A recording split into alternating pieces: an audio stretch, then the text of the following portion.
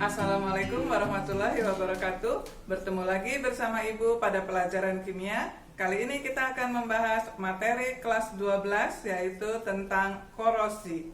Sebelum belajar, tak lupa kita mengucapkan Bismillahirrahmanirrahim agar mendapatkan kemudahan dalam memahami materi korosi kali ini.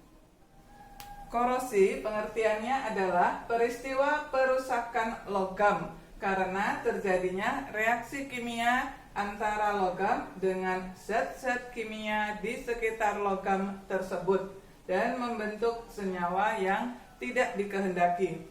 Contoh korosi yang pertama adalah terbentuknya karat pada besi, lalu pudarnya warna mengkilap pada perak. Ya, jadi perak lama-lama jika terkena udara warnanya akan menjadi kusam.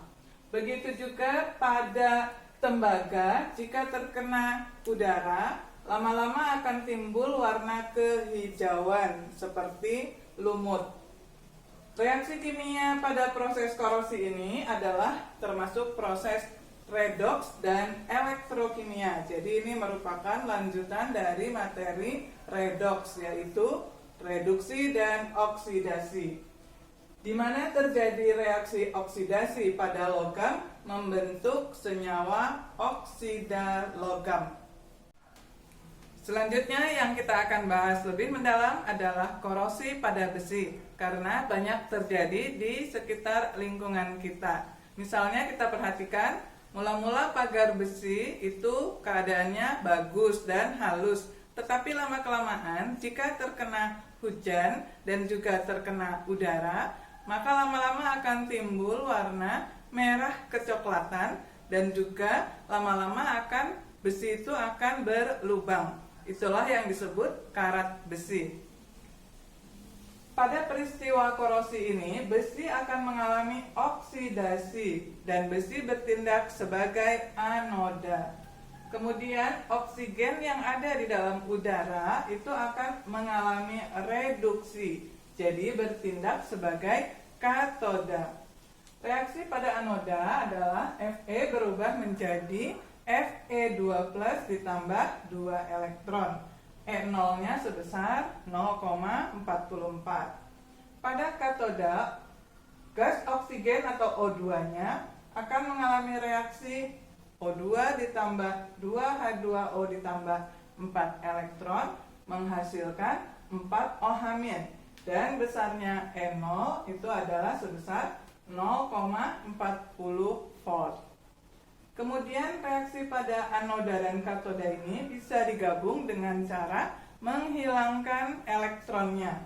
Supaya hilang berarti reaksi pada anoda ini harus dikali 2. Kenapa dikali 2? Supaya elektronnya sama-sama berjumlah 4. Jika sudah dikali 2, ini bisa dicoret.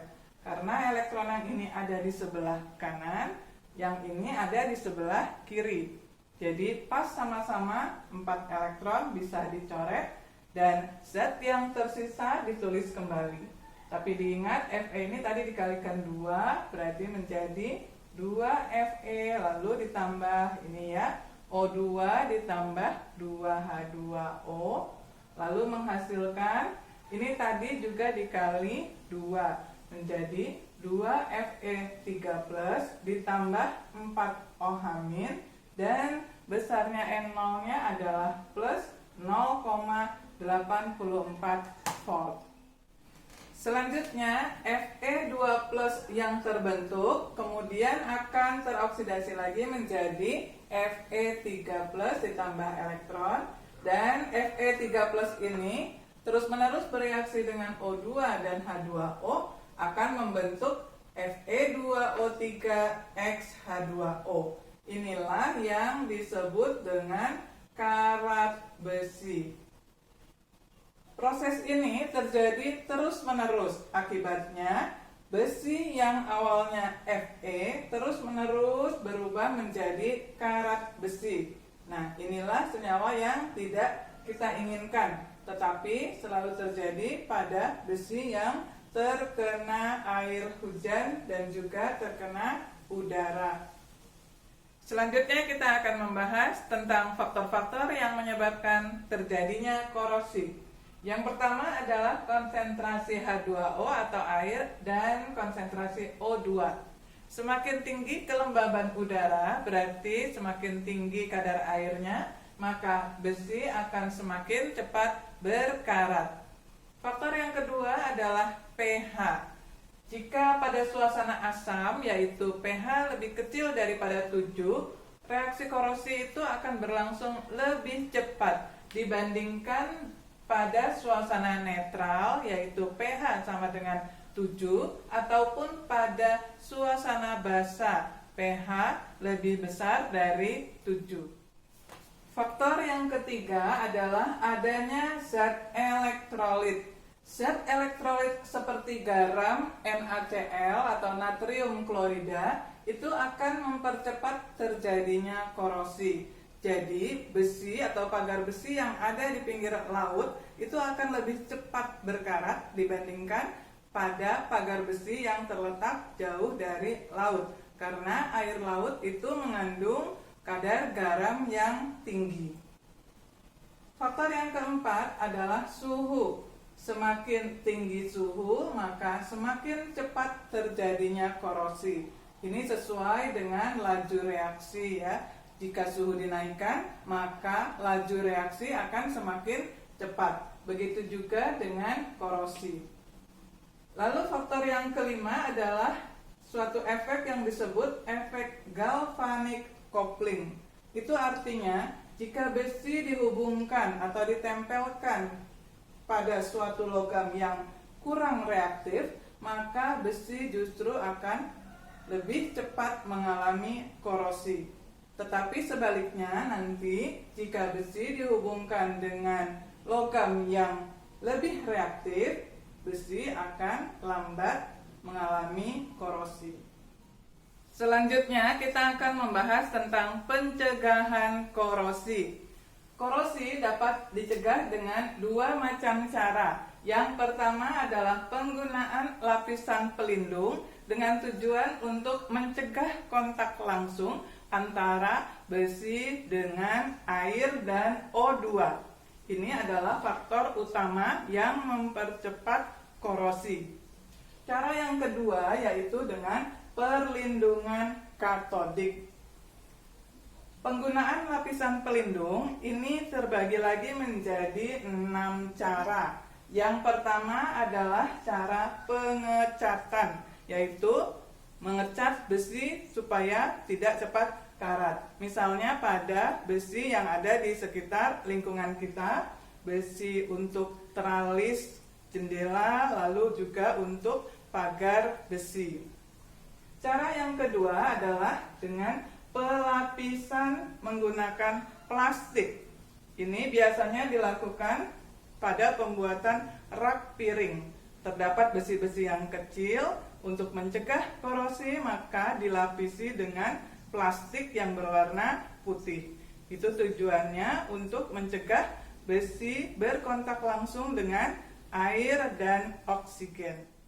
Pelapisan berikutnya adalah misalnya melumuri dengan pelumas atau oli. Ini bisa dilakukan pada mesin-mesin kendaraan atau juga pada roda pagar. Itu harus secara periodik kita beri oli supaya mudah digeser pagarnya. Jadi rodanya harus dilumuri dengan oli supaya tidak cepat berkarat. Kemudian pelapisan berikutnya adalah tin plating, yaitu melapisi dengan SN. SN itu adalah timah putih atau stannum bahasa kimianya. Dilakukan pada kemasan makanan dan minuman, kaleng.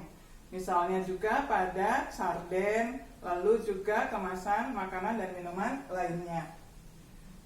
Pelapisan berikutnya adalah galvanisasi menggunakan logam seng atau Zn atau zinkum bahasa kimianya.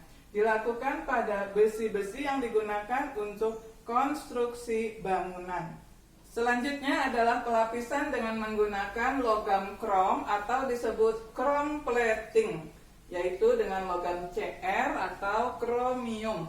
Biasanya dilakukan pada pembuatan ketel air atau ceret air, juga melapisi setang sepeda, dan juga pada bemper mobil. Selanjutnya, pencegahan yang kedua, tadi ini belum dibahas, adalah perlindungan katodik. Itu maksudnya menggunakan logam lain yang lebih reaktif sebagai anode korban. Jadi ada logam yang dikorbankan. Biasanya digunakan logam Mg, sehingga reaksi oksidasi itu tidak terjadi pada besinya, tetapi terjadi pada Mg, sehingga Mg-nya yang lebih cepat habis. Secara periodik, selanjutnya Mg harus diperbarui atau diganti dengan yang baru. Contoh dari perlindungan katodik misalnya dilakukan pada badan kapal selam atau pipa-pipa besi yang ditanam di dalam tanah yang tidak memungkinkan dilakukan pengecatan atau pelapisan dengan logam lain. Jadi caranya adalah menghubungkan dengan anode korban yaitu Mg.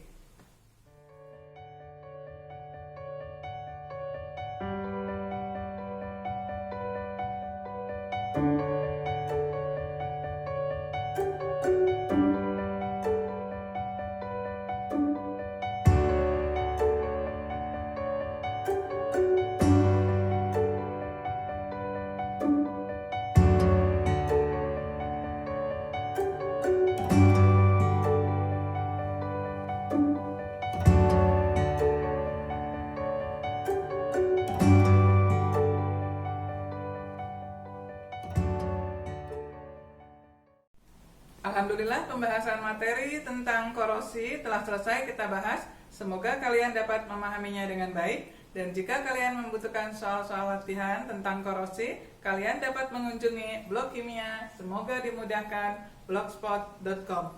Semoga bermanfaat. Wassalamualaikum warahmatullahi wabarakatuh.